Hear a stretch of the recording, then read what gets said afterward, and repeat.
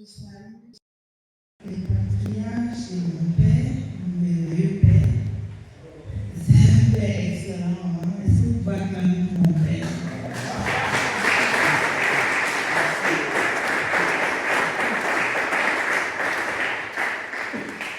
Ce n'est pas le seul, papa Thomas aussi là, c'est un excellent père. Est-ce que vous pouvez acclamer mon père?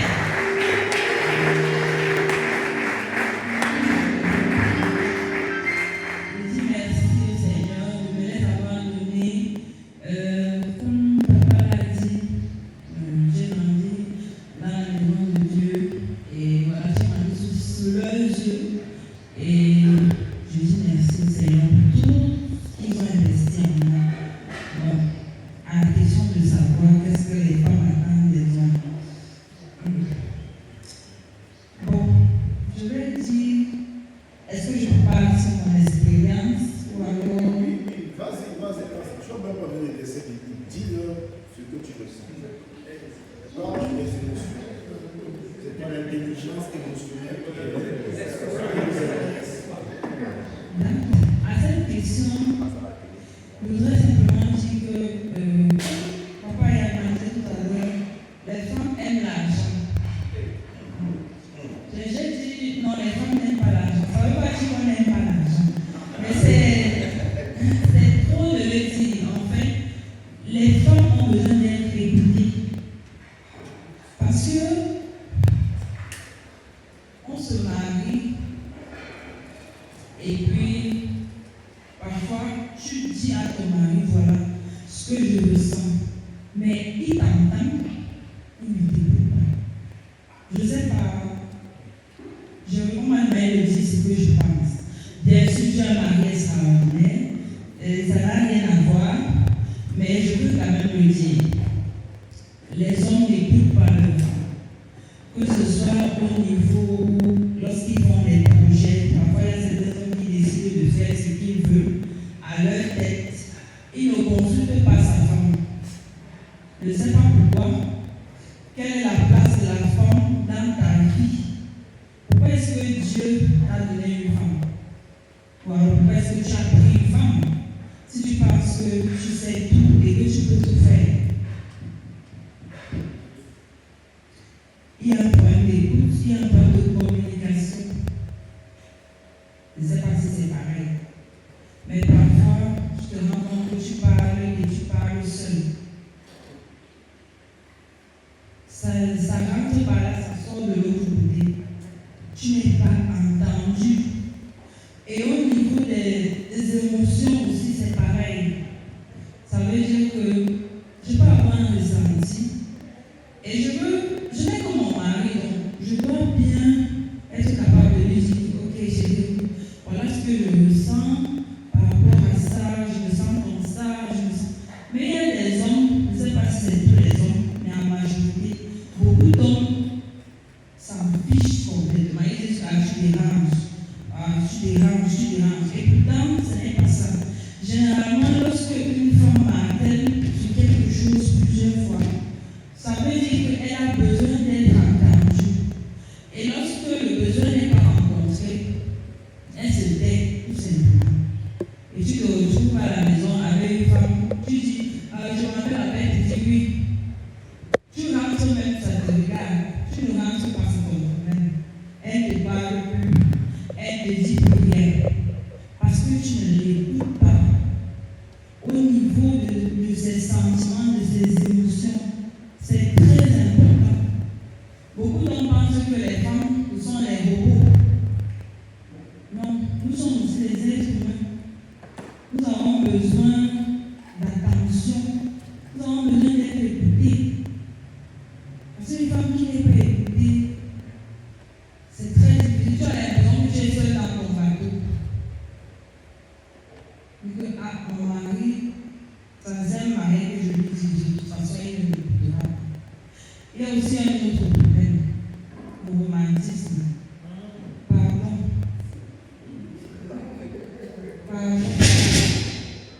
Les hommes, soyons romantiques.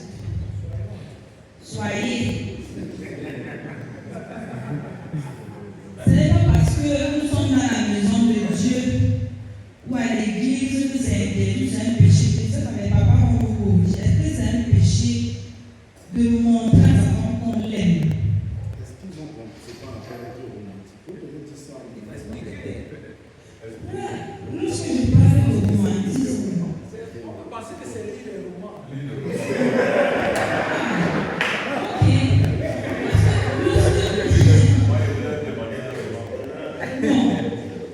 Lorsque je parle de romantisme, je parle du fait peut-être plus que de l'attention. Ça veut dire que tu cherches à savoir ce que la personne aime et tu le fais pour que la personne soit contente.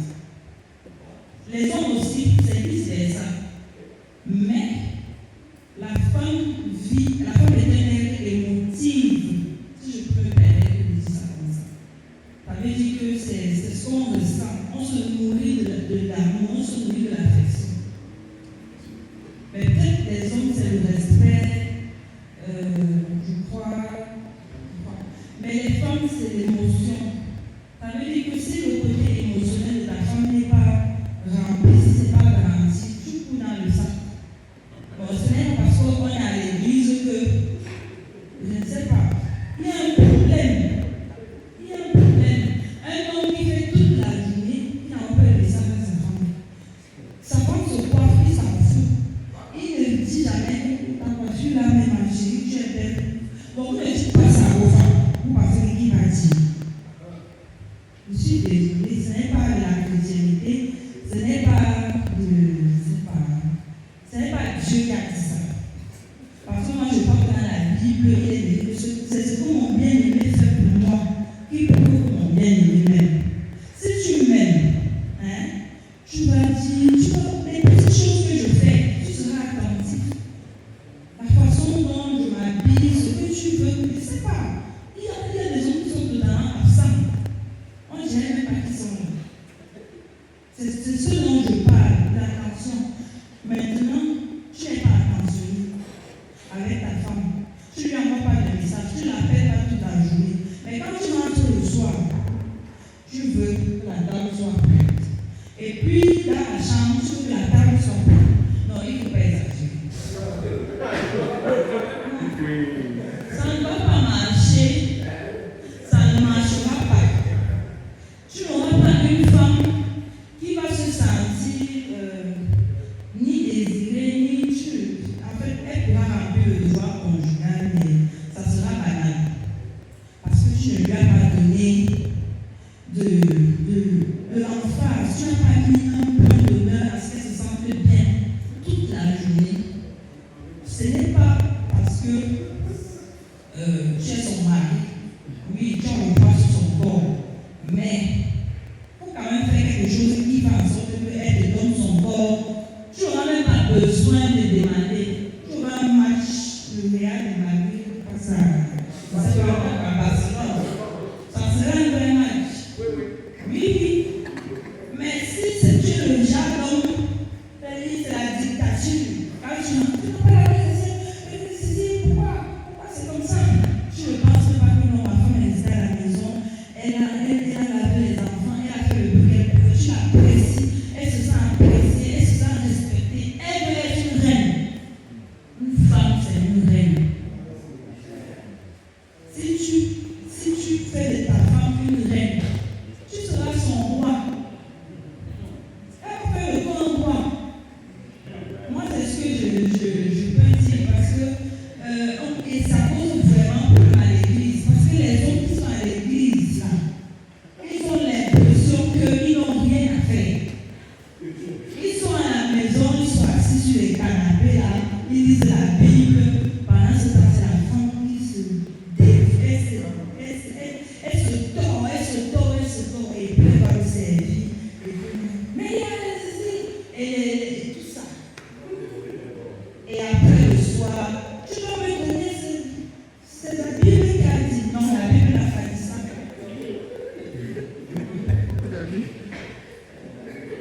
Pardon. C'est un cri de cœur, franchement. J'ai vu beaucoup de mamans, vraiment beaucoup de mes soeurs, c'est un cri de cœur. Il faut que les hommes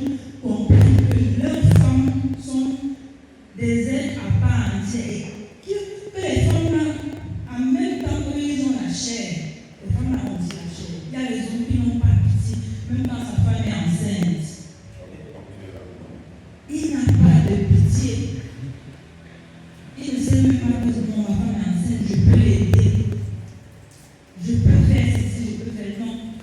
C'est un machiste. C'est un macho. Il est assis sur ses grands chevaux. Il est l'homme. La Bible a dit que je suis le chef, je suis ton chef, je suis ton chef. Est-ce que c'est ça le chef? Moi, je pose la question. Est-ce que c'est ça le chef? Est-ce qu'on peut retrouver le Seigneur? Amen. Même si tu le fais devant ta mère, tu es un vrai homme. Dis-lui. Oui, voilà. Ouais, non, il a arrêté ses yeux.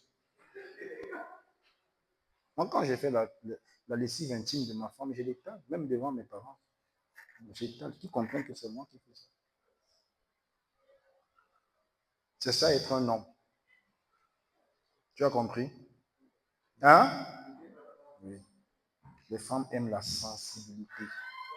Les femmes aiment les hommes sensibles. L'homme est attiré par ce qu'il voit. La femme est attirée par ce qu'elle entend. Mais comment tu as fait pour qu'elle devienne ta femme? Tu lui as parlé. Les hommes qui vivent dans le célibat, c'est les hommes qui ne savent pas parler. Quand tu ne sais pas parler à une femme, mais le problème, c'est que lorsqu'elle vient chez toi, tu perds. Tu perds ce qu'il a amené chez toi. Non, ce qu'il a amené chez toi, c'est ce qu'il la garde chez toi. Aide-moi à dire ça à ton voisin.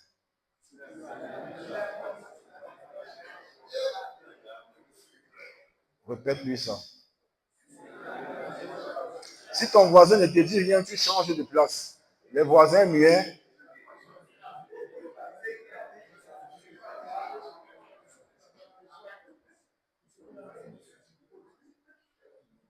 C'est ma fille qui a parlé, il faut faire attention. Les femmes aiment le romantisme. Un langage d'amour, les femmes aiment l'affection.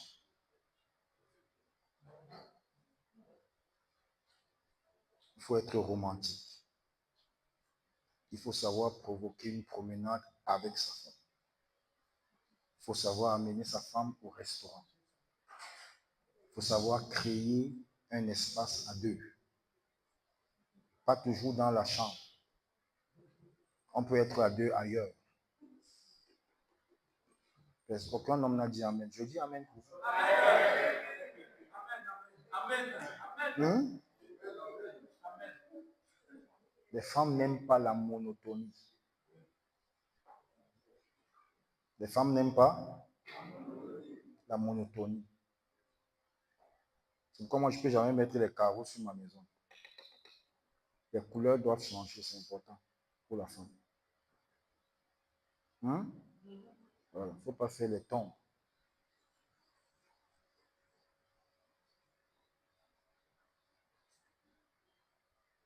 Les femmes aiment, je crois que c'est la chose la plus élevée, les femmes aiment se sentir désirées. Les femmes aiment se sentir, dis ça bien. Pas le prénom, c'est le verbe. C'est-à-dire la femme aime sentir qu'elle compte. La femme aime sentir que elle est vue, qu'elle passe. Donc dis à ta femme, tu es belle, c'est important.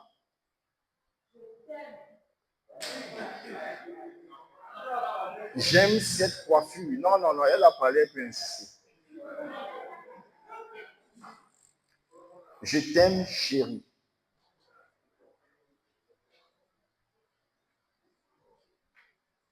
Aujourd'hui, je ne sais pas comment tu es. Est-ce que ta femme a un petit nom? Hein? Ta femme n'a pas de petit nom? Le petit nom là, ça va te sauver.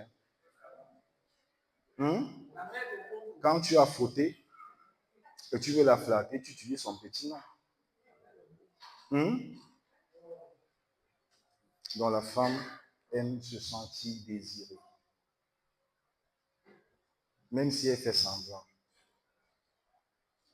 J'ai mon fils qui aime dire toutes les femmes ont la même mère. Donc ce que ma fille a dit est vrai pour toutes les femmes. Quel que soit l'âge. Mais je vais ajouter une chose. La femme aime la sécurité. La femme aime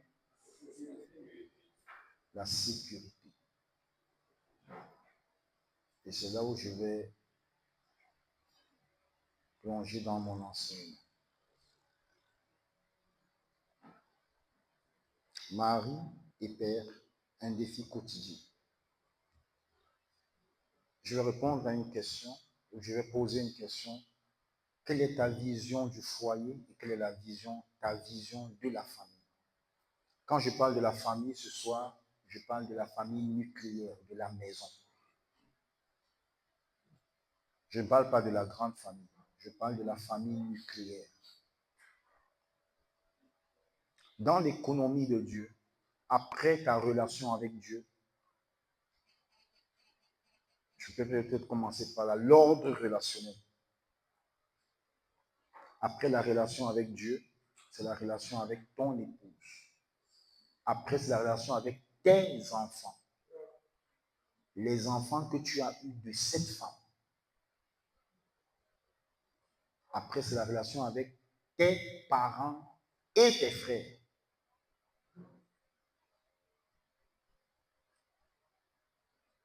Après, c'est ta relation professionnelle.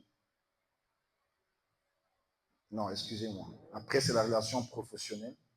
Après, la relation avec les parents et les frères. Après, la relation avec les amis. Vous voyez où les amis sont placés? Vous avez compté les paliers. C'est le 40e palier. Hein? 5e. Alors que toi, tu quittes le travail, tu vas passer du temps avec tes amis et ta famille à la maison. Tu te plais plus avec tes amis qu'avec ta femme. Il y a un problème. Après Dieu, la personne avec qui tu dois passer plus de temps, c'est qui? Dis-le. Dis mon épouse, ta femme, ma femme.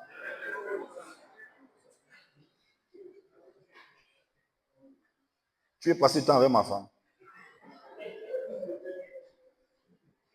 Je parle de ton épouse. Après, avec tes enfants. Avant le ministère. Le ministère, c'est une profession. C'est comme l'homme d'affaires. Il n'y a aucune raison qui te dit que tu n'as pas de temps pour ta femme et pour tes enfants, mais tu as le temps pour faire le ministère. C'est faux. Je dis toujours au pasteur, un jour l'église va vous abandonner. Mais ta femme et tes enfants ne vont pas t'abandonner. Donc fais très attention. Occupe-toi bien des gens. Il faut connaître l'ordre des priorités dans la vie. Tu vas dire, ah non, je fais des affaires, tu n'as pas de temps pour ta femme et tes enfants. Un jour, les affaires là vont tomber. Mais la femme et les enfants ne vont pas tomber. Quand il a perdu son boulot, le boulot est parti, non?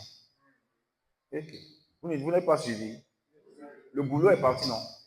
Les 700 000 sont partis, non? La femme est partie. Réfléchis bien. Il faut bien réfléchir. Alors, on va lire quelques textes dans la Bible.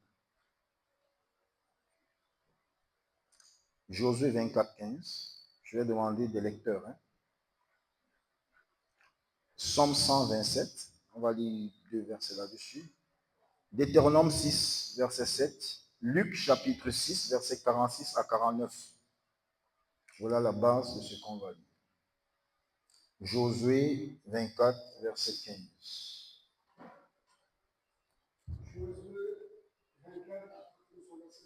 Oui.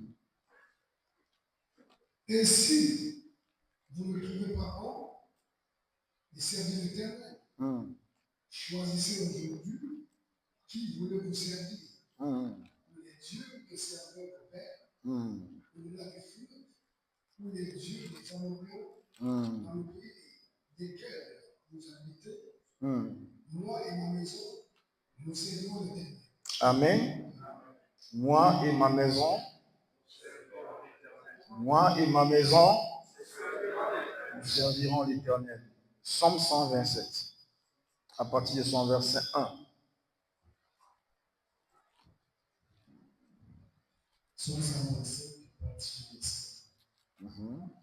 Si l'Éternel rebâtit la maison, ceux qui la bâtissent travaillent en vain. Si l'Éternel garde la vie, ceux qui la gardent travaillent en vain. En vain vous levez-vous matin, vous vous couchez plus tard, et mangez vous le pain de douleur. Oui. Il en donne aucun qui s'est déroulé pendant leur sommeil. Voici, les fils sont l'héritage de l'Éternel, le fruit des entrailles et tu les récompenses. Oui. Comme les flèches dans la main d'un guerrier, ainsi sont les fils de la jeunesse. Oui. Heureux l'homme qui en a rempli son emploi, ils ne seront pas confus quand ils parleront avec les ennemis à la porte. Amen. Amen. Deutéronome 6, le verset 7 uniquement. Deutéronome 6, le verset 7 uniquement. Je parle de ta vision pour ton foyer et ta vision pour la famille. Oui. Tu les inculqueras à tes enfants. Commence au verset 6. Et ces commandements que je te donne aujourd'hui seront dans ton cœur. Tu les inculqueras à tes enfants et tu en parleras quand tu seras dans ta maison, quand tu iras en voyage, quand tu te coucheras, quand tu te lèveras. Oui.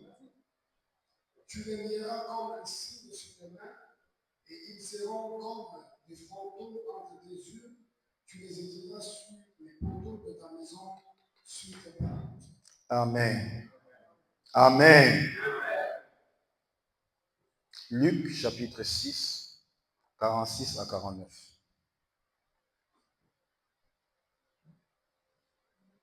Luc chapitre 6, 46 à 49. Luc chapitre 6, verset 46 au verset 49, il dit dans le nom de Jésus. Pourquoi m'appelez-vous Seigneur, Seigneur, et ne faites-vous pas ce que je dis? Je vous montrerai à qui est semblable tout homme qui vient à moi. Entend mes paroles, il les met en pratique. Il est semblable à un homme qui, bâtissant une maison, a creusé profondément et a posé le fondement sur le roc. Une inondation est venue et le torrent s'est jeté contre cette maison sans pouvoir l'ébranler parce qu'elle était bien bâtie. Mais celui qui entend et ne met pas en pratique est semblable à un homme qui a bâti une maison sur la terre sans fondement. Le torrent s'est jeté contre elle, aussitôt elle est tombée. Et la vue de cette maison a été grande. Amen. Aujourd'hui, je voudrais que ce test de Luc soit homme, soit avec petit h. Je m'adresse à la jante masculine. Et c'est par là que je vais commencer.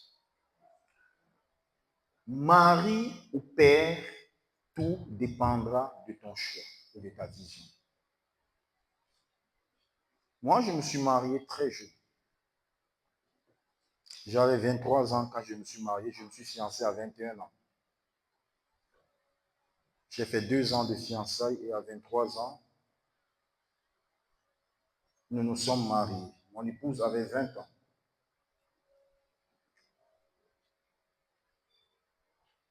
Chaque fois que je disais à quelqu'un que je voulais me marier, 80% des personnes m'ont dit que j'étais encore un enfant, que je ne savais pas ce que je faisais et que j'allais divorcer.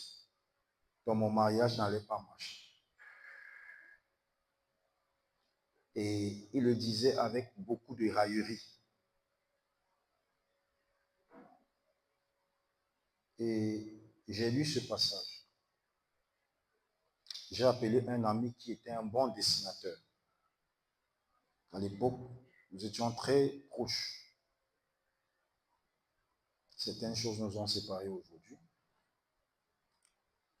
Je lui ai dit, vous savez ce qu'on met dans les billets de mariage, non? À notre époque, là, qu'est-ce qu'on mettait? Tout le monde n'est pas enfant ici. À notre époque, je ne sais pas si c'est toujours ça. Hein. Aujourd'hui, je vois plus les oiseaux qui portent les alliances. À notre époque, c'était 2 personnes qui dansaient. C'était pas ça. Oui, c'est ça. Hein? C'était 2 personnes qui dansaient. Qui dansaient, non? Avec les alliances, non? Voilà. Je lui ai dit, dessine une Bible. Et tu poses 2 alliances dessus. J'ai encore mon billet de mariage, j'ai encore un exemplaire.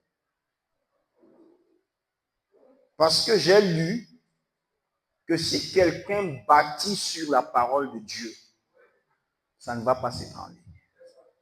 Et comme 80% des personnes me disaient que mon mariage n'allait pas tenir, j'ai prié Dieu et cette image est un grand symbole pour moi. Chaque homme doit avoir la vision de son foyer. Quand mon épouse, je crois vers le terme de nos fiançailles, je l'ai eu en entretien. Et je lui ai dit,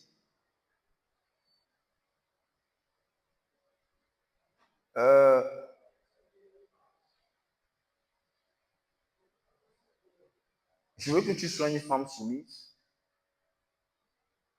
aux limites de l'écriture.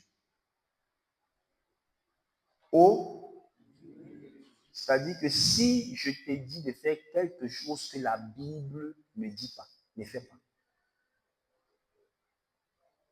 Et nous avons établi la Bible comme la règle dans notre foyer. Le code qui règle, qui légifère mon foyer, c'est la Bible.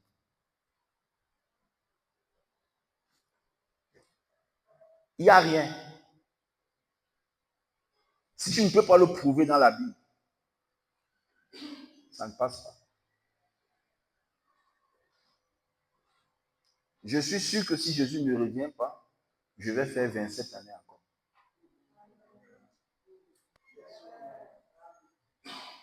Avec la même femme. Elle ne va pas mourir, elle est là. Quand elle me dit qu'elle peut mourir, elle dit que pour que tu meurs, Dieu va me demander la permission. C'est mon alliance avec Dieu. Je ne parle pas de toi. Moi, je ne peux pas perdre ma femme. Chaque fois que la mort la menace, Dieu me dit. Et je prie. Quelle est ta vision? Si tu pédales une bicyclette à une roue, bon, vous ne connaissez pas beaucoup, vous n'avez pas fait des cycles. Nous, quand on était petits, nos papas nous amenaient au cycle. On voyait les gens qui pédalaient des bicyclettes. Hein, Thomas? C'est ça, non? Des bicyclettes à une roue. Et tu ne sais pas où tu vas. Pourquoi tu veux qu'on te donne une bicyclette à 2 roues avec un siège arrière pour transporter quelqu'un et l'amener nulle part? Tu peux quitter d'ici et te poser la question, où est-ce que je veux que mon foyer aille? Où est-ce que je veux que ma famille aille? C'est très important la vision. Parce que chaque fois que j'ai à conseiller les mariés, je commence par cette question. Cet homme t'amène où? Je demande toujours à la femme, cet homme va où? Parce que le mariage n'est pas une fin en soi, le mariage est un moyen. Hein? C'est parce que la Bible dit, il n'est pas bon que l'homme, je lui ferai une aide. On t'aide à accomplir quelque chose, on t'aide à aller quelque part, n'est-ce pas? Alors, si tu ne vas nulle part, on t'aide en quoi? Donc, c'est très important d'avoir une bonne vision quand on veut se marier. C'est très important d'avoir la vision de la maison ou de la famille nucléaire avant d'avoir les enfants. C'est très important d'avoir la vision avant d'avoir les enfants. Où est-ce que je vais conduire ma maison? Josué s'est présenté devant Israël. Beaucoup de personnes pensent que Josué a consulté sa femme et ses enfants. Il ne les a pas consultés. Il n'a même pas regardé le fait que, lisez avant, les enfants d'Israël disent à Josué que tes enfants, non, ce n'est pas les enfants d'Israël, c'est la Bible qui dit que les enfants de Josué n'ont pas totalement suivi la voie de l'Éternel. Mais écoute-moi, Josué dit à Israël, vous avez le choix. Vous pouvez choisir qui vous voulez servir. Mais moi et ma maison, j'aime ça, il faut souligner ça. Moi et nous servirons l'Éternel. C'est un choix. Même si en Israël, il n'y a plus de famille qui glorifie Dieu, il y aura une famille appelée la maison de Josué. Elle va glorifier Dieu. C'est un choix, c'est une décision, c'est une vision. C'est une vision.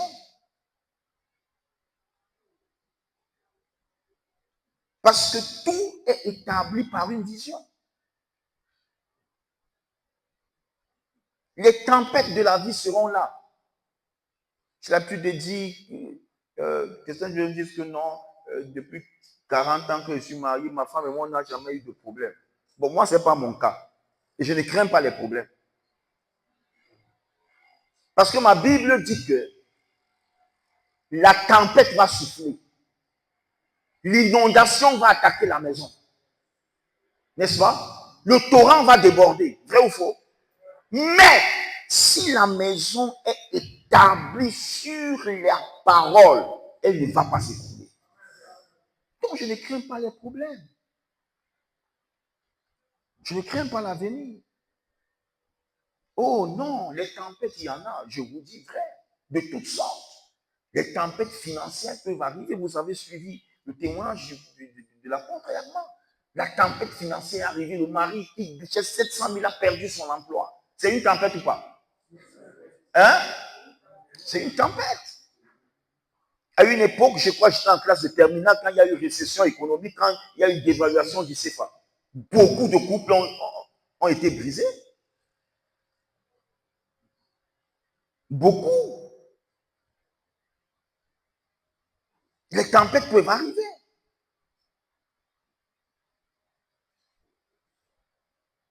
Mais attention, qu'est-ce qui va tenir la maison? Ce n'est pas ta force. Je dis à un homme ce soir, ce n'est pas ta force.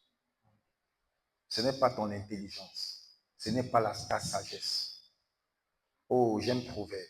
Il dit, ne t'appuie pas sur ta sagesse. Confie-toi en l'Éternel de tout ton cœur.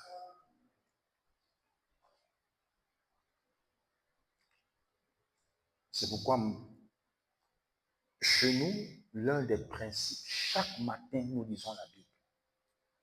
Et nous ne la lisons pas seulement comme un livre de philosophie. Non, nous la lisons pour recevoir instruction. Chaque matin, dans ma maison, on lit au moins un chapitre de la Bible pour recevoir instruction.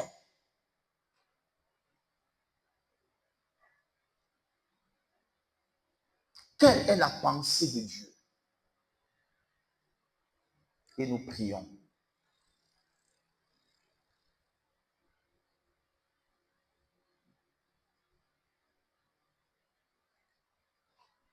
Le Seigneur nous recommande dans Deutéronome d'inculquer la parole à nos enfants, de l'écrire. Quand moi j'étais petit, quand j'ai cru, notre maison ne manquait pas. Aujourd'hui, je parle dans la maison d'un chrétien, tout est muet. Je disais à l'une de mes filles dernièrement que notre église est trop muette. Les murs de l'église sont trop muets. Quand on entre dans cette salle, on dit sainteté à l'Éternel ton Dieu. Tournez-vous. Lisez. La maison des chrétiens doit parler. La maison des chrétiens doit... Oui. Oh, moi et ma maison, nous servirons l'Éternel. C'était écrit ici, dans notre salle de séjour. Ou encore au salon. Une autre chose qui était écrite. Toujours dans un tableau, hein, ça j'ai retenu. L'Éternel est dans cette maison. Il était hôte invisible de chaque repas, auditeur invisible de chaque conversation. Une autre écriture qui était écrite dans le salon de mon père. L'usage de l'alcool et du tabac sont interdits dans cette maison pour les raisons de la crainte de Dieu. C'est très important. C'était écrit, non? L'usage de l'alcool et du tabac sont interdits dans cette maison pour les raisons de la crainte de Dieu. Amen. Quand tu entres chez nous, maintenant, qu'est-ce que tu veux boire? Dès que tu lis ça, c'est le goût que tu dois faire.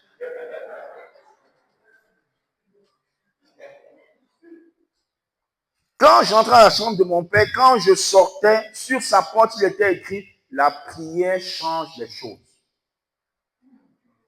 Oui, je crois à ça. Tu vois, je n'ai pas fait un travail pour retenir tout ça. J'ai lu et relu. On pouvait les lire. Aujourd'hui, tu es dans un chrétien, il n'y a rien qui parle dans sa maison. Non. La maison d'un chrétien doit parler. Les murs de ta maison doivent parler. Il y a des tableaux au marché. Oui. Oui. Et tu te dis que ce sont seulement des écriteaux. Ce ne sont pas seulement des écriteaux. Ce sont des proclamations. Ce sont des proclamations silencieuses.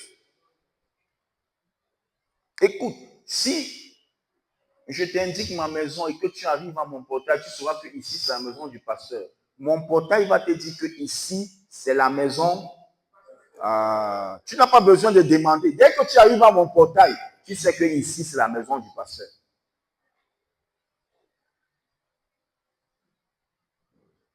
C'est écrit dans la Bible que tes murs doivent parler de cette parole.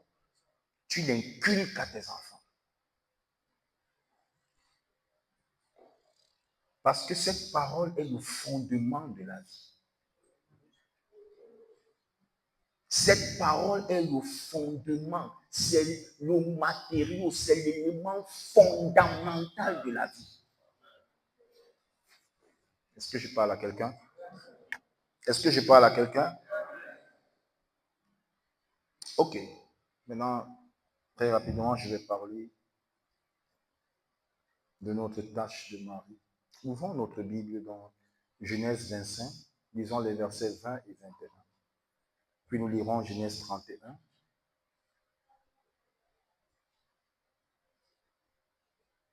Vous allez noter 1 à 16, nous lirons seulement peut-être le verset 15 et 16.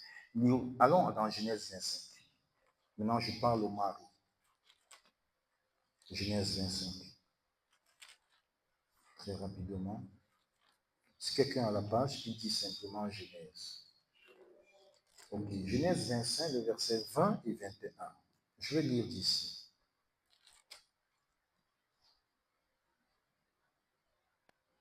Abraham engendra Isaac. Isaac était âgé de 40 ans quand il prit pour femme Rebecca, fille de Bethuel, l'araméen, de Padam Aram, et sœur de Laban, l'araméen. Verset 21. Isaac implora l'Éternel pour sa femme, car elle était stérile. Et l'Éternel l'exauça. Rebecca, sa femme, devint enceinte. Quelqu'un dit Amen. Quelqu'un dit Amen. Quelqu'un dit Amen. Oh, j'étais très content lorsque Pasteur Victor l'a dit hier. Est-ce que tu sais que tu dois prendre en compte les besoins de ta femme? Les besoins spirituels de ta femme.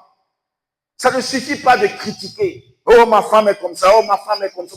Tu passes combien de temps à implorer l'Éternel pour ta femme? C'est la responsabilité de chaque mari de prier pour sa femme. Aide-moi à dire ça à ton voisin.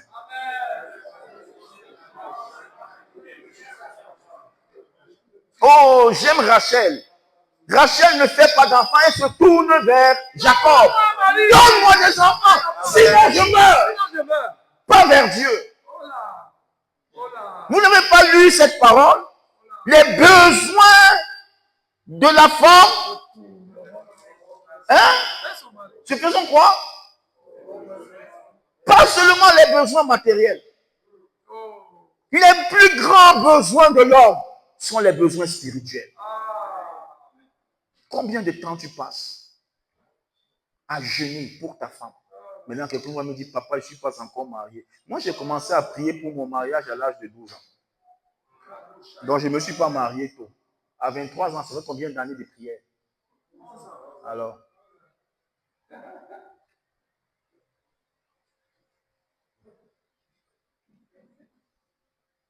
est-ce que tu sais que Satan attaque les foyers? Tu cherches toujours une réponse, une explication à tous les problèmes qui arrivent dans ton foyer. Non, il y a les problèmes qui n'ont qu'une seule explication, Satan. Attaque spirituelle. Cette femme calme commence à être nerveuse. Tu lui parles, elle est énervée. Elle est énervée. Tout ne se règle pas par la romance. Tout se règle par la prière.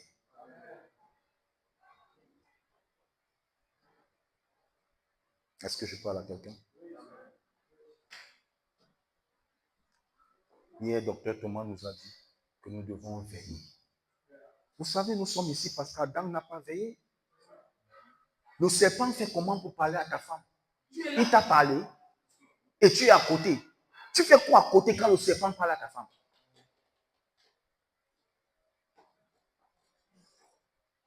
Oh, j'aime Isaac. Isaac implora l'Éternel. Est-ce qu'un homme peut prendre la décision d'implorer Dieu pour sa femme à partir d'aujourd'hui?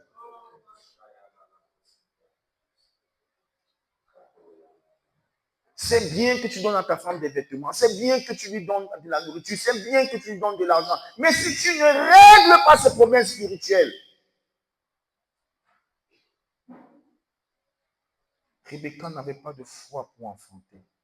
Isaac a prié que Dieu lui donne la foi d'être féconde. Est-ce qu'elle a été féconde? Oui, elle a été féconde. Alléluia. Alléluia. Alléluia. C'est très important. C'est très important. Genèse 31. Je suis en train de parler du mari. Genèse 31. Tout à l'heure, Massi a parlé de ça. Alors, tournons quelques de nos pages dans Genèse 31. Vous pourrez lire à la maison à partir du verset 1. Mais moi, je vais lire juste...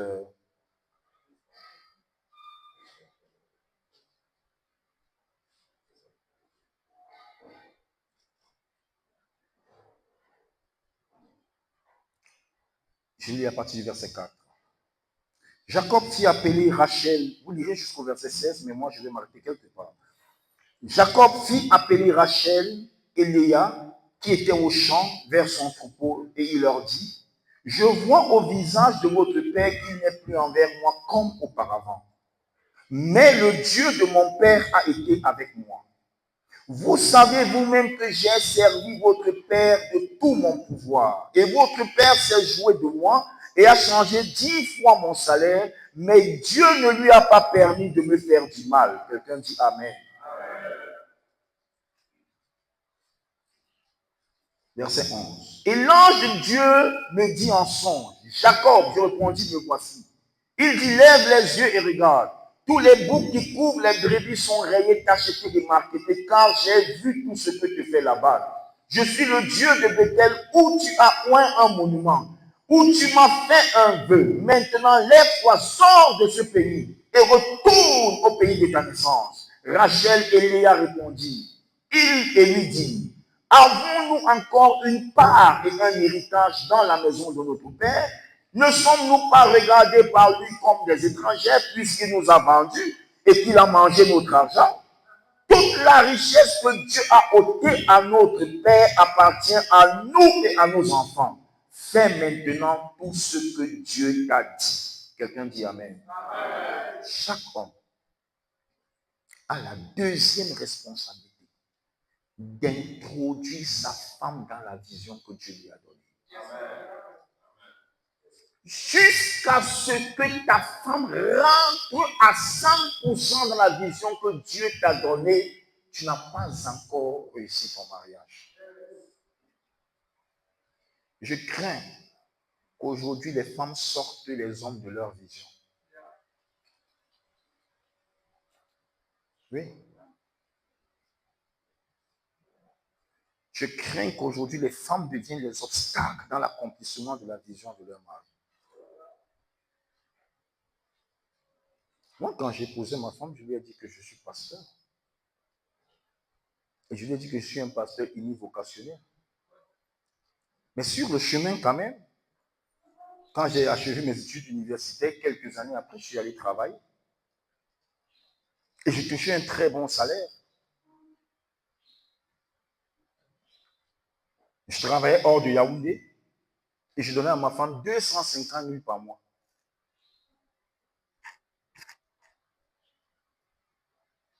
Pour s'occuper d'elle-même et des enfants. Tous les mois, je lui ai donné 250 000 francs.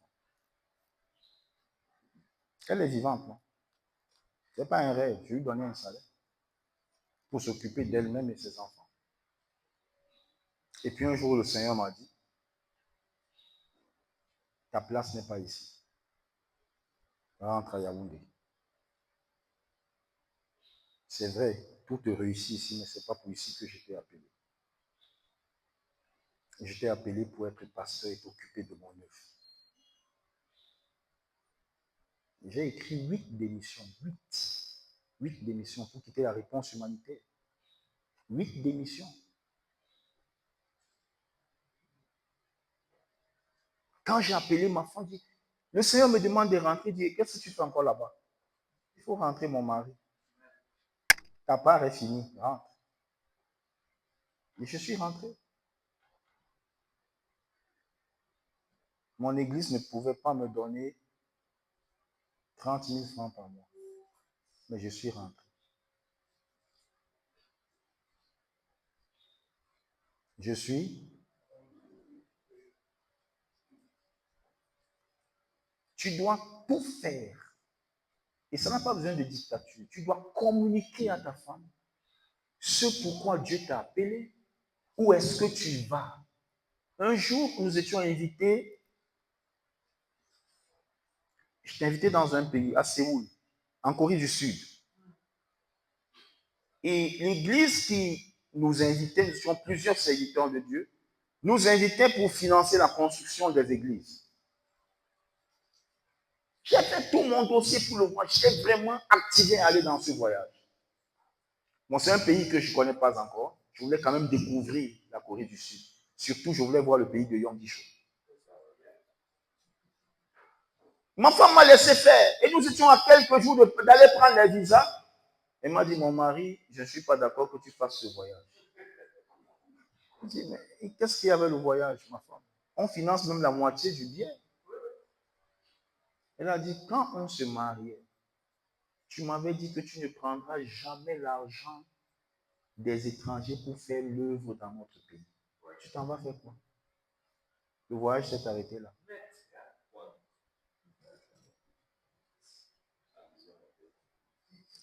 Tous les appels que j'ai eu concernant ce voyage, je ne les verrai plus. Ce que tu m'avais dit, c'est ce que je dis. Pourquoi aujourd'hui? Pourquoi tu veux que les étrangers financent? Ton Dieu va financer toute la construction des églises. Ta femme doit te soutenir dans la vision. Oh, tout le monde te dit, non, parce que toi tu es pasteur. Non. Si tu es un homme d'affaires, il faut que ta femme connaisse quel est ton projet d'affaires. Tu veux aller jusqu'où? Ce n'est pas parce qu'aujourd'hui tu as une épicerie. Peut-être que demain tu penses avoir un supermarché. Peut-être qu'aujourd'hui tu vends le pain dans une caisse, mais demain tu penses avoir une boulangerie. Est-ce que ta femme est au courant de ça? Est-ce que tu l'as introduit dans ce projet? Il n'est pas bon que l'homme soit seul. Partout où l'homme est seul, il va faire faillite. Dis à ton voisin. Ce n'est pas moi qui ai dit. Il n'est pas bon que l'homme soit seul. Même dans ton... service, tu veux une promotion, il faut que ta femme sache que tu veux la promotion. Et pourquoi tu veux la promotion? Tu veux la promotion parce que tu veux aussi qu'au quartier, on dise que toi aussi tu es directeur. C'est un but. Tu vis dans la compétition. Tu n'es en compétition avec personne, tu es en compétition avec toi-même. Écoute, mon travail, quand je me réveille tous les jours, quand je réfléchis, c'est être la meilleure version de moi-même. Version revue et corrigée de moi-même.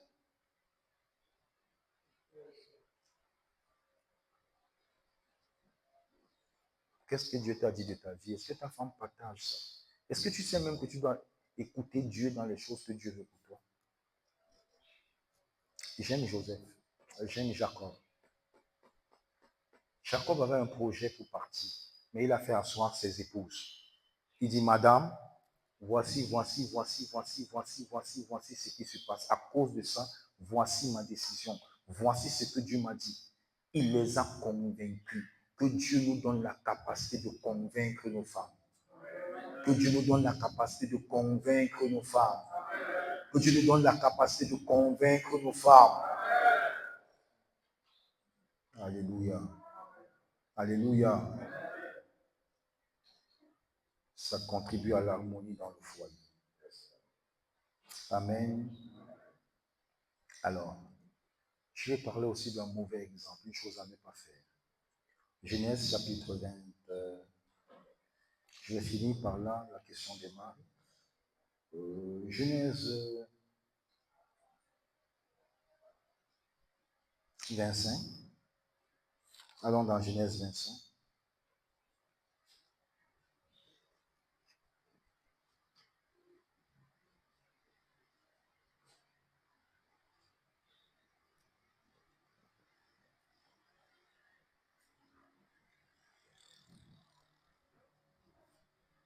Je vais lire le verset 28.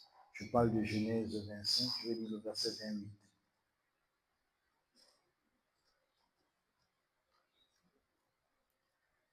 Isaac aimait Ésaü parce qu'il mangeait du gibier et Rebecca aimait Jacob. Vous savez que Isaac a eu 2 enfants, n'est-ce pas? Des jumeaux, n'est-ce pas? L'aîné était Ésaü et le cadet était. Et la Bible dit que Isaac aimait. Pourquoi? Et Rebecca aimait. Merci pour ce que Papa Nga, le pasteur Doyenga, a dit ce matin. Aucun homme ne doit introduire la compétition dans son foyer. Isaac n'a pas réussi dans ce cadre. Isaac a établi la compétition dans son foyer. Il aime tel enfant et sa femme aime tel autre.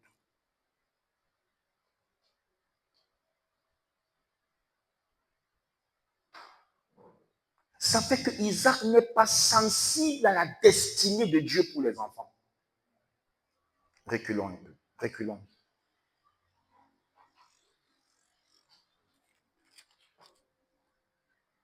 Reculons.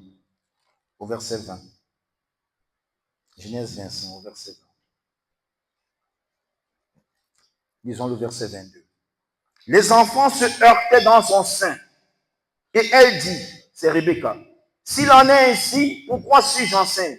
Elle alla consulter l'Éternel. L'Éternel lui dit, 2 nations sont dans ton ventre, et 2 peuples se sépareront au sortir de tes entrailles.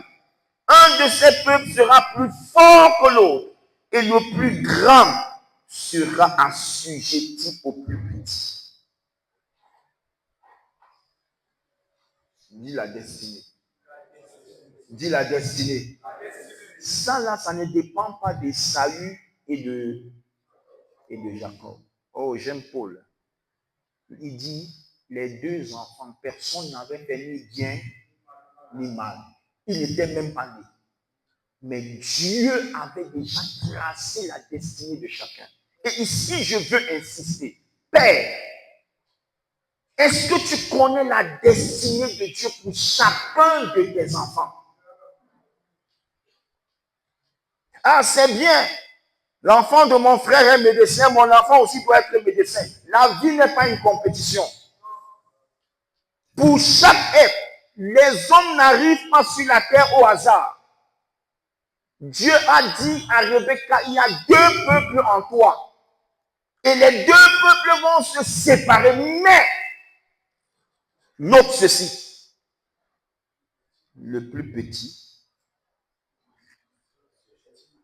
va assujettir le plus grand. Ça s'appelle la destinée. Ésaïe dira de l'Éternel, dit, j'ai favorisé Jacob aux dépens des saluts. Oui, beaucoup d'enfants de Dieu disent, j'ai haï Jacob. Ce n'est pas de la haine comme de la haine dont tu es ton frère. Dieu est en train de dire, j'ai favorisé Jacob aux dépens des saluts.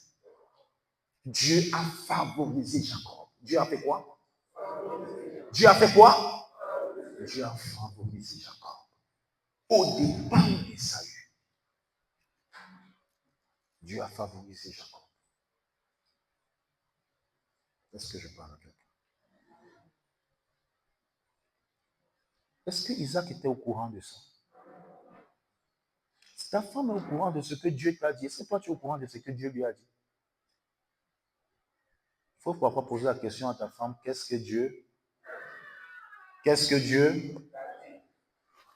Vous savez, parfois la femme ne vous dira pas que Dieu m'a dit. Les femmes sont très intuitives. L'intuition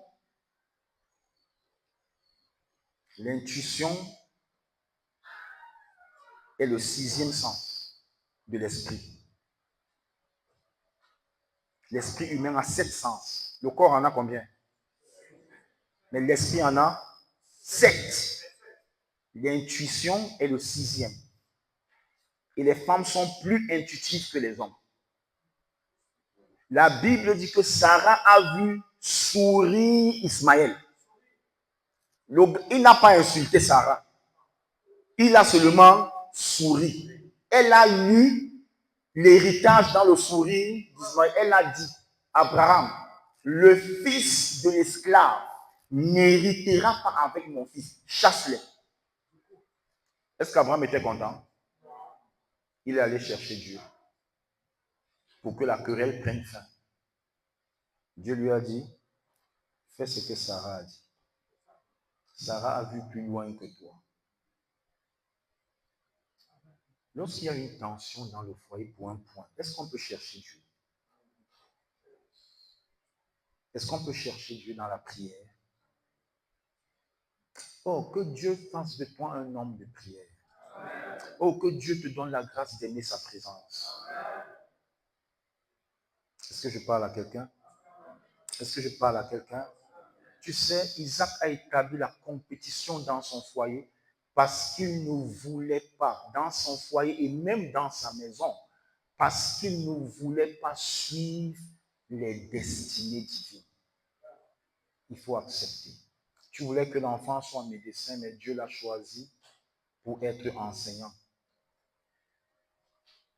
Les enseignants ont quoi? Qui t'a dit que la vie dépend de l'argent?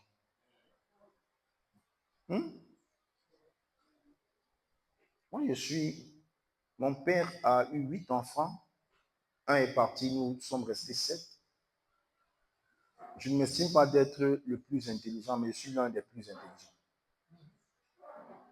Mais Dieu m'a quand même appelé pour être pasteur. À une époque où on pensait que les pasteurs, c'était les gens qui avaient échoué, qui n'avaient pas de diplôme.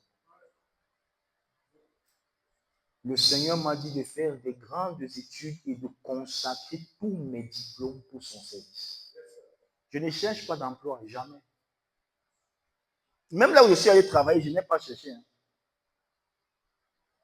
C'est notre témoignage, je ne vous dis pas. Je n'ai pas cherché. J'étais allé pour faire 2 mois, j'ai fait 2 ans. Je n'ai pas cherché. Écrire une demande, aller donner à une société, ça ne m'est jamais arrivé. Je n'ai pas cherché. Depuis mon enfance, mon père sait que j'ai un appel pour le ministère. Je bénis Dieu. Tu sais, l'époque où moi, je deviens pasteur, On a abandonné les études pour être pasteur. Et maman m'a dit non. Un jour viendra où ce sera important d'être intellectuel avant de parler de la Bible. Et je bénis Dieu. Je bénis Dieu. C'est important. Mais je garde ma destinée. Est-ce que je parle à quelqu'un? Est-ce que je parle à quelqu'un?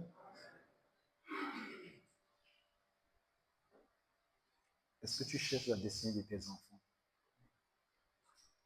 Être mari, c'est bien, mais il faut être un père aussi.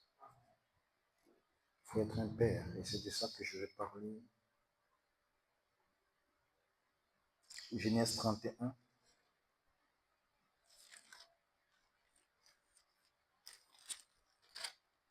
Genèse 31.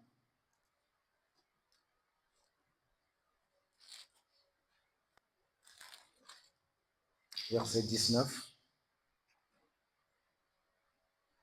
Tandis que Laban était allé tondre ses brebis, Rachel déroba les téraphins de son père. C'est écrit ainsi dans vos Bibles? Non, il faut m'ajouter 10 000.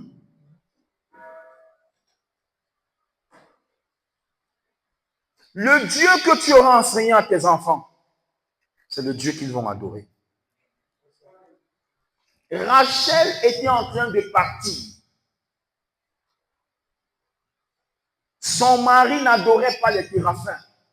Mais le seul Dieu que Rachel connaît, c'est les idoles. Elle a dit, ah, c'est vrai que Jacob nous parle d'un Dieu. Il nous dit que là-bas, il y a un Dieu qu'on ne voit pas. Mais pour ma sécurité et celle de mes enfants, il faut quand même que je parte avec les dieux. J'ai vu comment les dieux s'y ont béni mon père.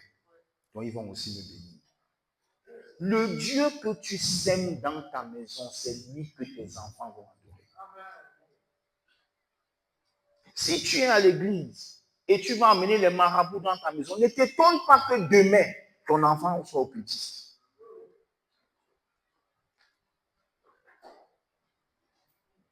Si tu inculques la parole à tes enfants, ils vont adorer Dieu, le Dieu vivant. Est-ce que je parle à quelqu'un? Fais attention. Fais attention. Toujours le chapitre 41, verset 42. C'est Jacob qui parle à Laban. Voici ce qu'il dit.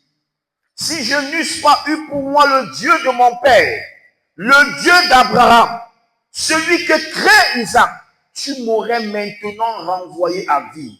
Dieu a vu ma souffrance et le travail de mes mains. Et hier, il a prononcé son jugement. Quelqu'un dit Amen. Quelqu'un dit Amen. Oh, j'aime ce passage. Jacob parle du Dieu de son père. Jacob parle du... Il a passé 20 ans chez Laban. Il n'a jamais adoré les téraphins. Je peux voir Laban amener toute sa famille pour faire les traditions devant les idoles. Jacob dit, partez. Dans mon pays où je viens, chez mon père, on ne connaît pas ça. On ne connaît pas ça. C'est pourquoi nous devons... Comment je vais appeler ça?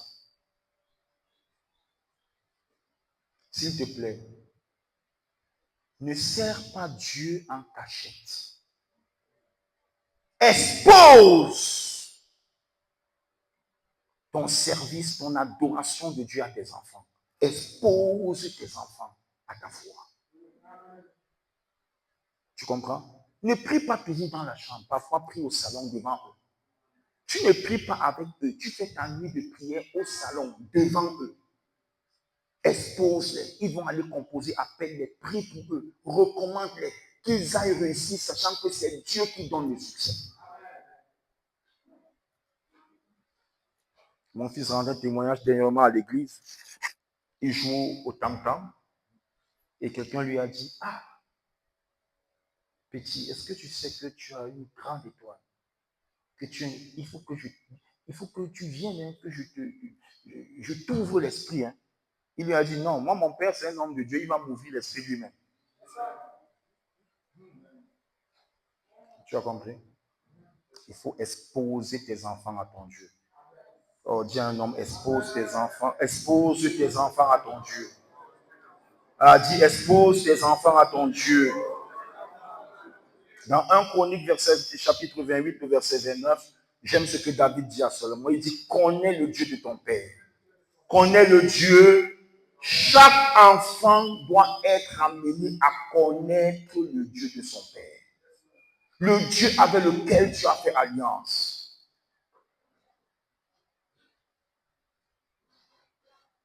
S'il te plaît, est-ce que je peux mettre une emphase ici? Aujourd'hui, nos enfants connaissent notre religion. Je ne parle pas de ça. Là, nous sommes les pentecôtistes. Ce n'est pas de ça que je parle. Je parle de ton Dieu. Hein? Il y a des enfants qui ont une relation avec la maison de Dieu, sans avoir une relation avec le Dieu de la maison. Ah, voilà où mon père m'a mené à l'église tous les jours. C'est bien. Mais est-ce que tu connais celui qui est là-bas? Jacob n'est pas allé avec la religion d'Isaac. Il ne pouvait pas la pratiquer là-bas. À Padam Adam, il n'y avait pas ça. Mais Jacob avait quelque chose. Il avait une relation personnelle avec le Dieu de son père. Si je n'avais pas eu pour moi le Dieu de mon père, est-ce que tu as une relation personnelle avec Dieu? Je ne demande pas est-ce que tu vas à l'église tous les dimanches. Ce n'est pas ça que je demande. Est-ce que tu connais Dieu?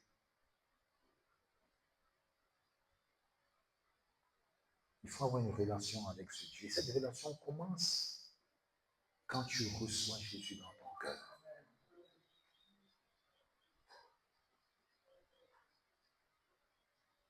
Quand tu le reçois comme ton sauveur personnel. Quand tu fais de lui le maître de ta vie.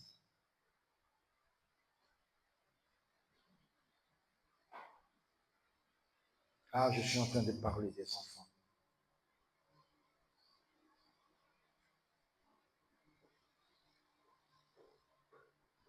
Connais le Dieu de ton Père et sers-le d'un cœur dévoué. Je vais chuter sur ce point. La place de la prière dans l'accomplissement de la vision céleste pour notre foyer et pour notre famille. La place de la prière dans l'accomplissement. La prière seule ne suffit pas. Il y a un travail à faire, nous en avons parlé. Mais le travail seul ne suffit pas. Il faut inviter le Seigneur dans ton foyer. Il faut inviter le Seigneur à bâtir avec toi.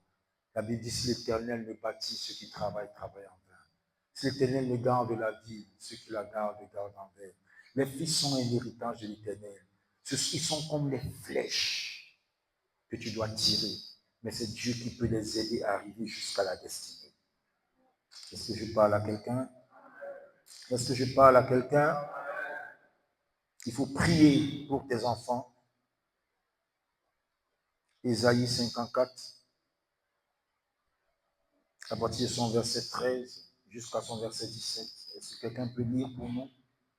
Ésaïe 54, verset 13 à 17. Il faut prier pour ta maison. On va lire seulement le verset 13. Ésaïe 54, verset 13. Tu liras le reste à la maison. Oui, verset 13. Verset 13. Notez 13 à 17. Sinon, on va lire le verset 13. Tous tes fils seront disciples de l'Éternel. Oui. Et grande sera la prospérité de tes fils. Grande sera la richesse de tes fils. Tous tes fils, tous tes enfants seront disciples de l'Éternel, enfants de Dieu, serviteurs de Dieu. Voici la promesse de Dieu pour toi. Les vents peuvent souffler, la destinée peut basculer, mais Dieu a dit. Amène Dieu, amène tes enfants devant Dieu sur la base de cette parole. C'est lui qui a fait la promesse. Il a dit que tous seront prospères. Pas un peu. Il a dit, grande sera la prospérité de tes fils. Tes enfants ne seront pas pauvres. Dieu n'est pas un Dieu de pauvreté. Dieu ne ressemble pas à la pauvreté. Dis-le à Dieu. Rappelle-lui ce qu'il a promis. Alléluia. Alléluia. Bâti sur la parole. Bâti sur la parole. Bâti sur la parole. Bâti sur la parole. Bâti sur la parole. Bâti sur la parole. Est-ce que je parle à quelqu'un? Est-ce que je parle à quelqu'un? Bien-aimé dans le Seigneur. Éphésiens chapitre 5. Lisons Éphésiens 5. À partir de ce verset 25 jusqu'au verset 26, vous pourrez lire même jusqu'à 32 à la maison ou 33. Un autre va lire Colossiens 3, 18 à 19 et 23. Et enfin, un autre va lire 1 Pierre chapitre 3, le verset 7.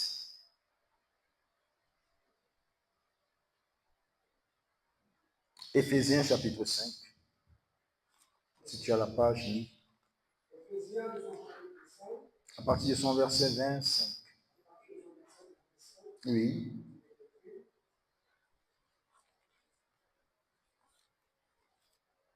Marie, aimée pour femme, comme Christ a aimé l'Église, et s'est livré lui-même pour elle. Amen. Amen. Un instant, je veux qu'on dise quelque chose.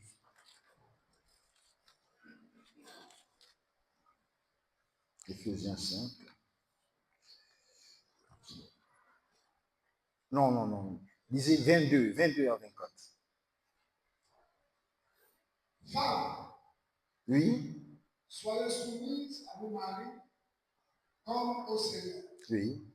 Car Nous sommes en train de parler de la place de la prière dans l'accomplissement de la vision céleste pour ton foyer et pour ta maison. Oui. car le mari est le chef de la femme, Oui. comme le Christ est le chef de l'Église, qui est son corps. Oui. Et donc, elle le sauveur. Oui. Or, de même que l'Église est soumise à Christ, les femmes aussi doivent l'être à leur mari en toutes choses. Amen. Colossiens chapitre 3, versets 18 à 19 et 23. Colossiens chapitre 3, verset 18 à 19 et 23. Femmes, soyez soumises à vos maris comme il convient dans le Seigneur. Comme une autre version dit, selon le Seigneur. Beaucoup de maris disent que la Bible dit que la femme doit être soumise en toutes choses. Non. Selon le Seigneur. Tout comme les enfants. Selon, pas en toutes choses. Pas en toutes choses.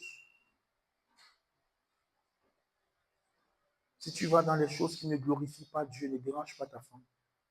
Elle n'est pas tenue à te suivre. Dieu est au-dessus de toi. Dieu est au-dessus de toi. C'est très important. Fais attention, Dieu veille. Dieu veille. Continue.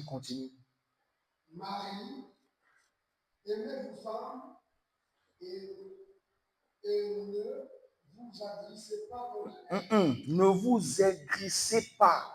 C'est-à-dire, ne vous mettez pas en colère. Ne vous mettez pas. Vous savez, non, je préfère laisser la Bible parler. 1 Pierre, chapitre 3, verset 7. Pourquoi la Bible dit de ne pas se mettre en colère, de ne pas entrer dans une profonde colère contre sa femme, de ne pas être aigri contre sa femme, de ne pas briser le lien verbal. Comme tu as fait ça, je ne te parle plus. Ah, merci, pasteur Victor.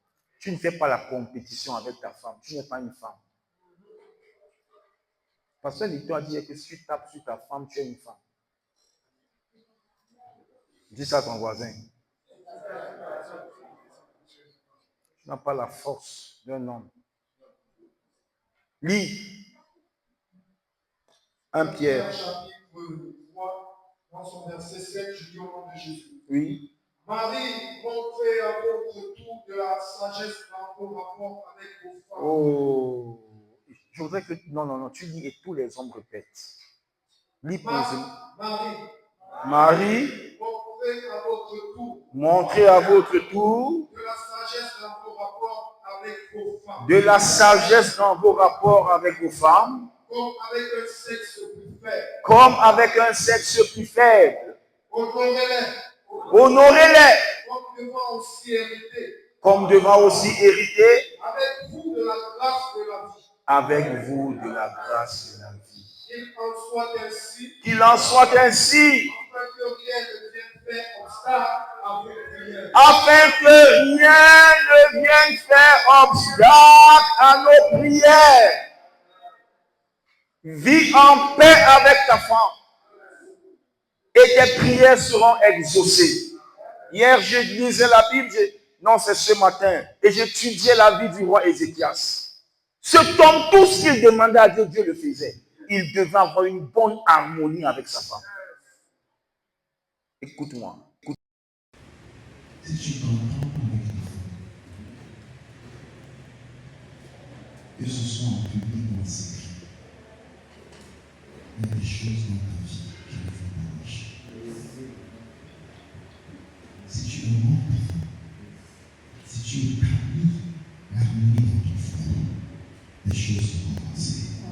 Et Dieu est engagé à t'aider à le faire. Alléluia.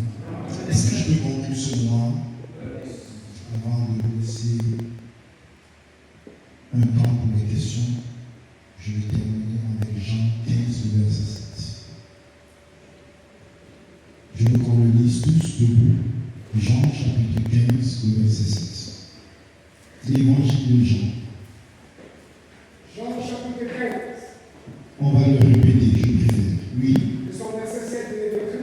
Oui. Si vous m'aimerez à moi. Est-ce que tous les hommes sont venus? Tous les hommes, pas les femmes.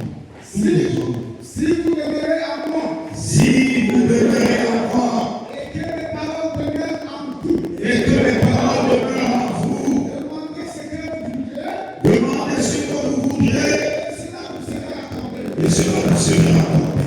Or, voici le secret pour réussir dans notre foyer et dans notre famille.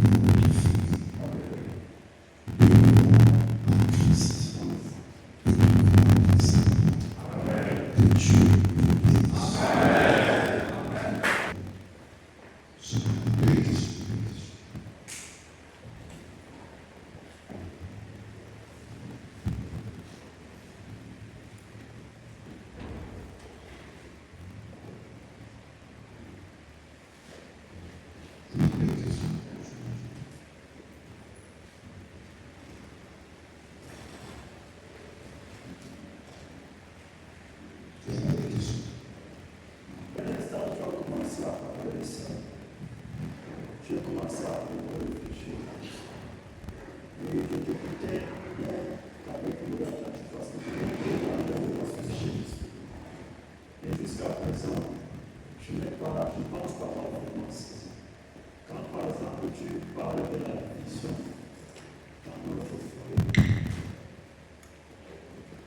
Je ne peux pas dire que j'ai compris.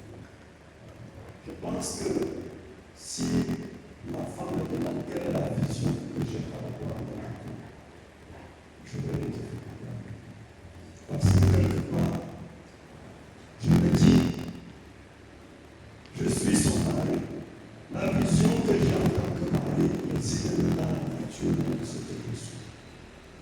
Quand je me suis marié avec elle, nous avons eu des enfants, nous sommes en train de bâtir quelque chose. Est-ce que c'est ça que tu appelles une vision? Est-ce que c'est lui qui est devant, c'est lui qui est par exemple, j'aimerais qu'on construise une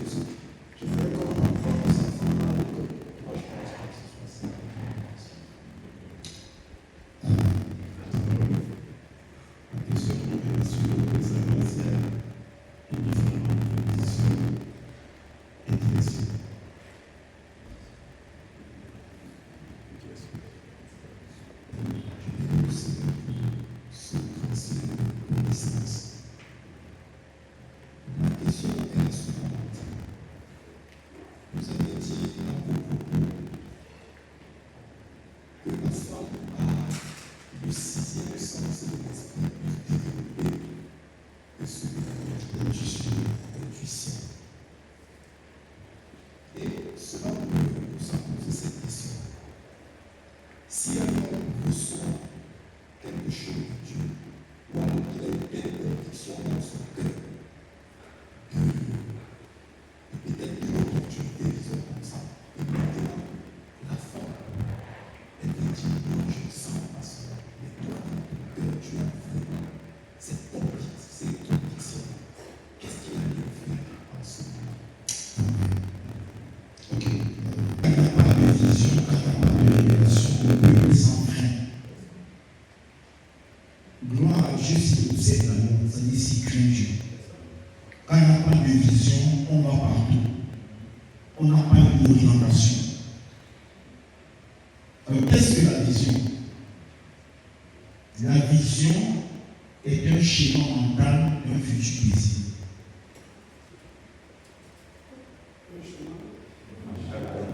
Quand on parle de la vision, on peut parler de rêve. Mais le rêve, on parle ici, ce n'est pas le rêve de je dormais, après j'ai vu les oiseaux qui étaient sur un arbre. Quand j'ai dit, j'ai levé les yeux, les oiseaux ont fui. Ce n'est pas ça. Ce n'est pas ça. Tu peux même n'avoir rien vu dans ton songe, dans ton sommeil, mais il y a quelque chose. Il y a un désir. Tu te sens poussé à quelque chose. C'est ça la vision. Tu as un chemin mental d'un désir.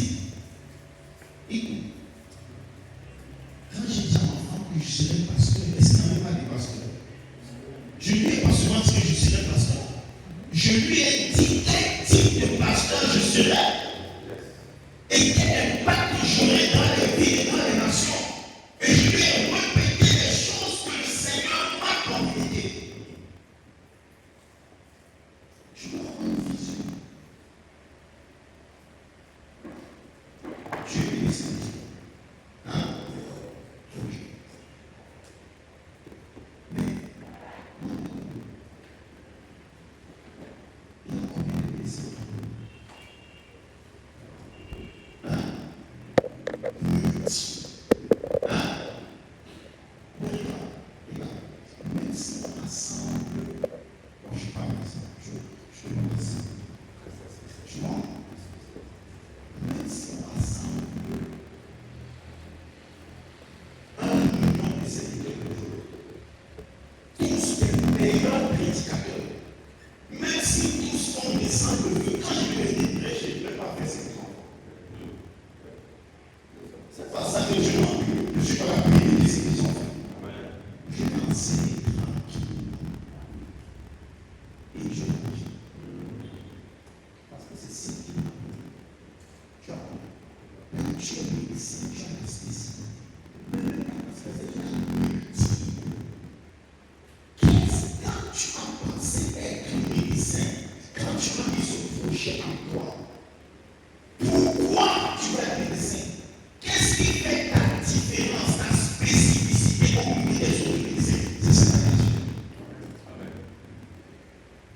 Il y a des gens qui sont des médecins.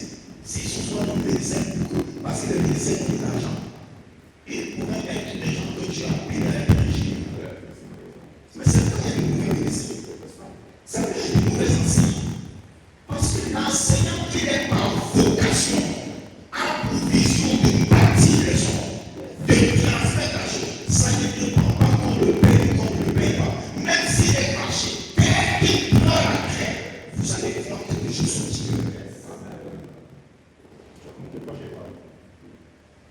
Et cet enfant accompagne dans sa thèse. Pourquoi c'est important que l'enfant partage la vision? En effet, les visions, l'enfant de sa vision. Et pour s'entendre que cet enfant n'a pas que les deux visions sont compatibles. Vous comprenez ça? Vous avez compris ça? Moi, je ne vais pas donner ça. Moi, j'ai le droit à une formation.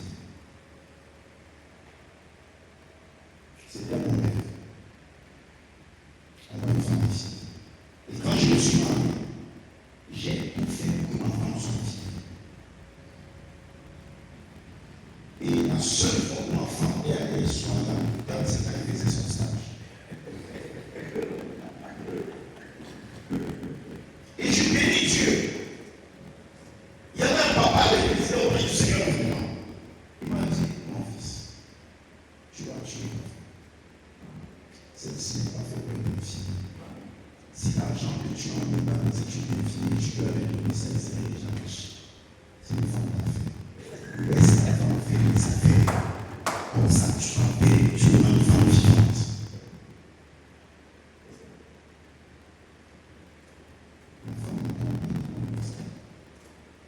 Et je pense que si je ministère, je prie pour cette femme.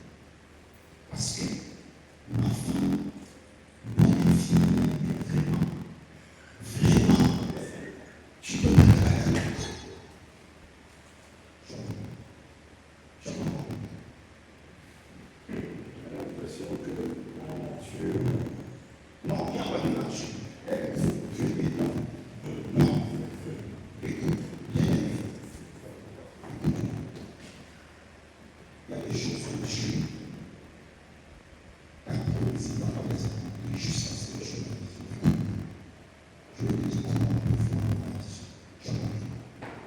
Sinon, on va aller de l'autre côté. Je peux l'avoir en pied. Non, je vais prendre le pied et je commence à écrire ce que tu veux. Et sur page 212, en 1999, j'ai écrit un document appelé le bus de Tigimati. Si tu lis ce document, tu sais que je vais, tu sais que je vais. En 1999, j'ai écrit le bus de Tigimati. Ça m'a pris presque 4 heures. Et j'ai acheté, j'ai fini, j'ai signé.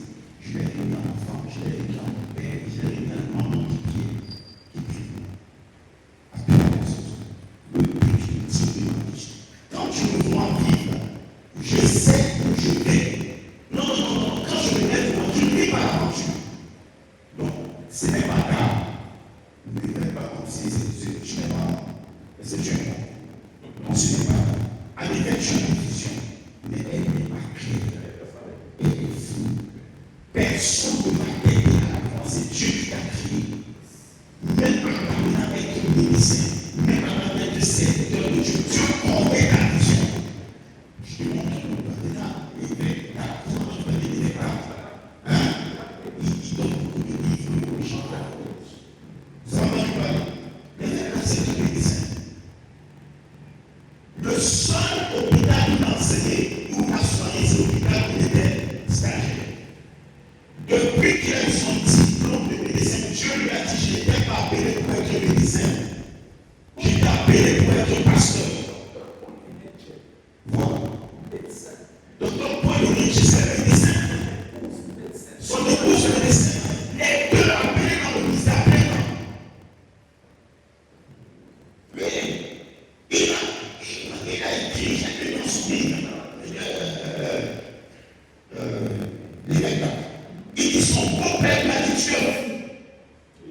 Va à l'hôpital. Va soigner les gens. Et nous avons compris, il a commencé un ministère dans une salle de classe.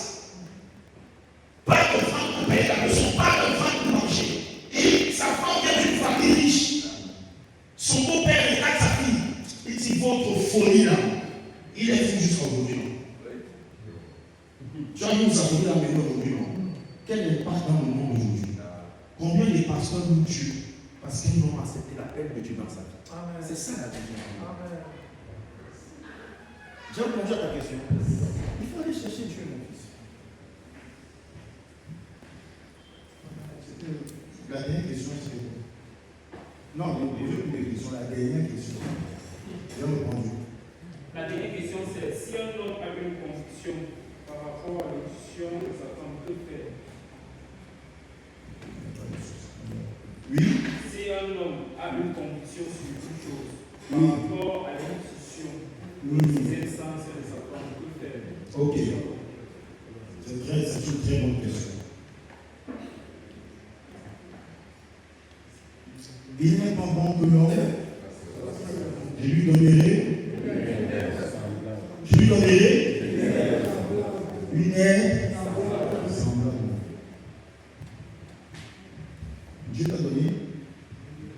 Dieu t'a donné une aide. Tu as une conviction, c'est bien, mais il n'a pas encore une conviction, donc ce n'est pas établi. Ce sera établi quand Dieu va l'enlever. Regarde, l'intuition ne veut pas dire que tout ce que la femme pense est bon. Sarah allait sortir son mari du plan de Dieu dans nos coutumes. Quand un homme n'a pas d'enfant jusqu'à cet âge, c'est quand Adam. La Bible dit Abraham écouta la voix de Sarah. C'était la volonté de Dieu. Non, il n'a pas cherché Dieu. Et pourtant, un jour aussi, Sarah lui a dit chasse cette femme. Il allait chercher Dieu, lui a dit fais ce que Sarah t'a dit. Donc s'il allait chercher Dieu, il lui dit non. Ça, c'est les coutumes de Sarah, c'est pas moi. Donc, quand ta femme n'est pas d'accord avec moi, n'avance pas. Arrête-toi et prie. Arrête-toi et prie. Dieu va changer. Tu as compris? C'est ce que j'ai parlé avec toi. Ok, on va voir la dernière question. Oui. Connaissance. Mais j'ai une question qui me taraude depuis plusieurs années déjà. Et ça vient de ce que le verset qu'on vient de prononcer tout à l'heure, il n'est pas bon que L'homme soit seul. Oui. je lui donnerai une aide semblable. Donc, avant que le frère, vous ne répondiez à la question du frère, c'est ce verset-là qui était dans mon cœur. Je me retrouve donc dans une situation où je ne suis pas, je peux dire, serviteur de Dieu dans le ministère en tant que tel. Mais mon épouse est appelée. Ça veut dire que je ne suis pas dans l'exercice, je ne suis pas ordonné, je suis infidèle, je peux dire. Oui. Oui. Mais mon épouse est pasteur. Oui. Je sous-entends qu'elle a une vision. Alors, maintenant, si la parole dit clairement que Dieu donne au mari une aide et que mon épouse a une vision, déjà, qui aide qui? Oui. Qui aide qui? Est-ce que c'est moi qui l'aide dans sa vision ou bien je dois rechercher ma vision dans laquelle elle s'introduit et qu'on avance ensemble? Comme je vous l'ai dit tout à l'heure, c'est une question qui date Ok, de plusieurs la années. première chose, est-ce que vous... Exactement comme le frère s'est très perturbé et je ne m'étais même pas encore questionné là-dessus. Vous n'êtes pas encore questionné là-dessus? Oui. Ok, c'est répondu. La deuxième question, est-ce que votre épouse était servante du Seigneur avant le mariage ou alors l'appel de Dieu est venu dans sa vie dans le mariage? Une année avant le mariage. Elle avait l'appel de Dieu. Oui. Vous avez confirmé? Oui. Elle a eu l'appel de Dieu. Oui. Bon, vous êtes un serviteur de Dieu. Mais vous êtes un serviteur qui résiste à l'appel de Dieu. Il faut aller chercher Dieu. Parce que Dieu vous appelle et vous résistez. Vous êtes un serviteur de Dieu, mais vous résistez à l'appel de Dieu. Simplement, vous avez peur. Parce qu'aujourd'hui, dans notre pays, les gens, quand on parle du ministère, ils pensent à la pauvreté, ils pensent à la paresse, ils pensent que ce n'est pas le travail. J'aimerais aussi faire enlever toutes ces fausses images du ministère. Voici un homme diplômé. Diplômé des grandes universités du Cameroun. C'est le c'est le ministère. C'est le ministère qui me paye. C'est le ministère qui envoie mes enfants à l'école. C'est le ministère qui paye ma maison. C'est le ministère qui donne la nourriture dans ma maison. C'est le ministère. Écoute, c'est ça qui me fait partir à travers le monde. Aucun de mes diplômes, moi j'en ai payé un de la vie. Le ministère. L'image que tu as du ministère est douce. Je vois l'appel de Dieu sur ta vie. L'appel de Dieu sur ta vie. Mais tu as tellement résisté à l'appel parce que tu as peur. Avec tes peurs. Quand nous allons quitter ici, prends un temps où tu cherches Dieu. Dieu va te parler. Dieu va te parler. Dieu va te dire des choses écrites. Dieu a pris ton épouse pour te dénoncer.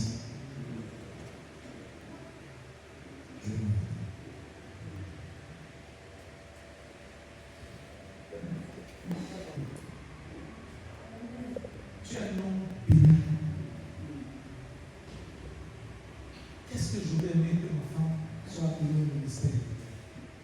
En tout cas, elle est appelée au ministère, mais j'aurais aimé qu'il soit appelé avant moi. Je serai un homme heureux et tranquille. Moi, je ne comprends pas. Il y a un paradigme que je ne comprends pas avec les hommes. Si ta femme était femme d'affaires et que tout son cœur est dans les affaires, tu serais d'accord avec elle. Hein? Quel est donc le problème?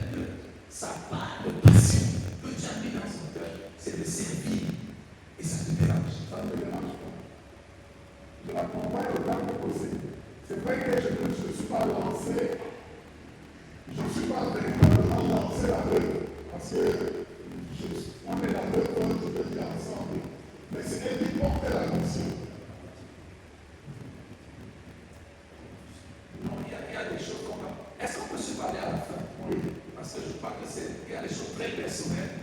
Je n'ai pas envie d'exposer ça pour tout le monde. Il y a des choses très personnelles, il faut qu'on règle ça. Tu ne pars pas d'ici sans que tu règles ça. Aujourd'hui,